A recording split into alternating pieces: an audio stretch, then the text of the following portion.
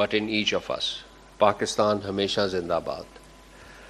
On 5th May, the Deputy Prime Minister and Foreign Minister Senator Mohammad Ishaq Dar briefed the diplomatic corps on the first anniversary of Marka-e-Haq, highlighting it as a symbol of Pakistan's unity, resilience, and the armed forces' resolve to defend sovereignty and territorial integrity of the country.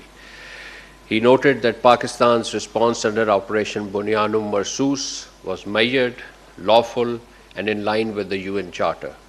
He stressed that Jammu and Kashmir dispute remains central to regional stability and calls for its resolution under the UN auspices through an impartially held plebiscite. He also cautioned against unilateral actions on the Indus Water Treaty. The DPM-FM had highlighted Pakistan's facilitative role in supporting ceasefire efforts and peace and stability in the Middle East and the Gulf region. This event was also covered by our colleagues from the media. Moving on to Pakistan's facilitative and mediation role between Iran and the United States, the Prime Minister of Pakistan, His Excellency Mohammad Shahbaz Sharif, in an important statement yesterday, appreciated the timely announcement regarding the pause in Project Freedom in the Strait of Hormuz. The Prime Minister noted that Pakistan remains firmly committed to supporting all efforts that promote restrained and peaceful resolution of the conflict through dialogue and diplomacy. The Prime Minister expressed the hope that current momentum will lead to a lasting agreement that secures durable peace and stability for the region and beyond. Working with the same spirit of optimism and positive engagement, the Deputy Prime Minister and Foreign Minister Senator Mohammad Ishaq Dar remained in contact with his counterparts throughout this last 1 week in an effort to pursue peace, diplomacy, and peaceful settlement. On May 4th, our Deputy Prime Minister, Foreign Minister held an important telephone conversation with Iran's Foreign Minister Sayyid Abbas Araghchi on the regional situation and Pakistan's efforts for diplomatic solution. The Iranian side appreciated Pakistan's constructive and mediation role, while the DPM-FM affirmed that dialogue and diplomacy remained the only path to lasting peace and stability. Immediately afterwards and following active diplomatic engagements, you must have noticed that 22 crew members held above the seized Iranian container ship MV Tuska were evacuated to Pakistan and later were sent to Iran. This was a major confidence-building measure by the United States of America, which we appreciated. These returns were coordinated in tandem and with support of both the Iran and the US sides. You must have seen the statement of the Deputy Prime Minister and Foreign Minister on his Twitter handle, and also the press release of the Ministry of Foreign Affairs. In the same vein, earlier on the 2nd May, the Deputy Prime Minister and Foreign Minister spoke with the Kuwaiti Foreign Minister Sheikh Jarrah Jabr Al-Ahmad Al-Sabah. On May 3, he spoke with the Jordanian Deputy Prime Minister and Foreign Minister Ayman Safadi.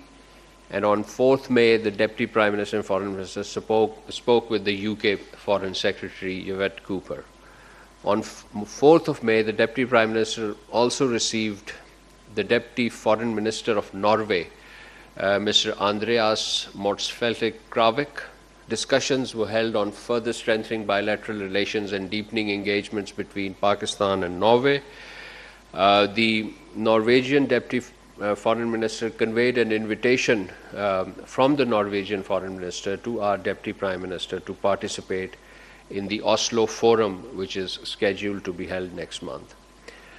Ladies and gentlemen, last week Pakistan joined a joint statement by the Foreign Minister of Turkey, Bangladesh, Brazil, Cambodia, Jordan, Libya, Malaysia, Spain, South Africa,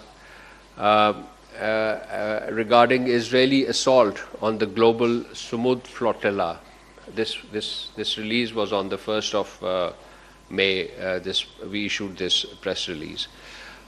Just to reiterate, the foreign ministers condemned in strongest terms the Israeli assault on the global flotilla, a peaceful civilian humanitarian initiative aimed at drawing the attention of the international community to the humanitarian catastrophe in Gaza. The Israeli attack against the vessels and the unlawful detention of humanitarian activities in international water constitute flagrant violations of international law, particularly international humanitarian law. Finally, on the 5th, Pakistan Navy, demonstrating vigilance and commitment to international maritime obligations, promptly responded to a distress call from an offshore vessel, MV Gautam, in the Arabian Sea. The vessel, carrying 7 crew members, 6 Indian and 1 Indonesian, suffered a critical technical failure, leaving it stranded at the sea. Upon receiving this alert from the Maritime Rescue Coordination Center in Mumbai, Pakistan Navy initiated a swift response and deployed PMSA ship Kashmir. The ship provided food, medical aid, and technical assistance to help restore essential systems and ensure crews' safety. This operation underscores Pakistan Navy's commitment to maritime safety and humanitarian responsibility, irrespective of nationalities, and highlighted its readiness to respond to the emergencies in our regional and international waters. Ladies and gentlemen, let me finish my opening statement with 2 important issues that were raised last week also. First is on the 54 Pakistanis who were detained in Cambodia. This was last week. This detention was as a result of a raid on a scamming compound. The mission, our embassy in Cambodia, was able to get the consular access on the 29th of April, and we issued emergency travel documents to individuals after ascertaining their nationalities who were without valid passports. On our embassy's request, the host authorities allowed all 54 individuals to travel back to Pakistan. And as of today, I understand 49 individuals have returned, and additional 3 are being processed, and I understand this complete repatriation will take place soon. Secondly, on Uganda, there was a case of detention of Pakistanis along with other nationalities. A total of 85 Pakistani nationals were detained in Kampala on 27th April. They were engaged in an unauthorized employment while on visit visa. This, of course, was a violation of local laws. The authorities very rightly initiated legal proceedings with the intention of presenting them before the court of law. Eventually, the court, I believe, sentenced them for some imprisonment and some monetary fine. The fine of, I believe, $400. The court of law waived off the imprisonment but retained this fine. And this was basically for violation of the visa rule. Over the course of next week, the mission, our embassy in Kampala, was engaged, coordinated with the relevant authorities to facilitate the expeditious repatriation of affected individuals. And as a result of these efforts, all 85 Pakistanis have been successfully repatriated to Pakistan by yesterday. As of yesterday, I understand all have returned.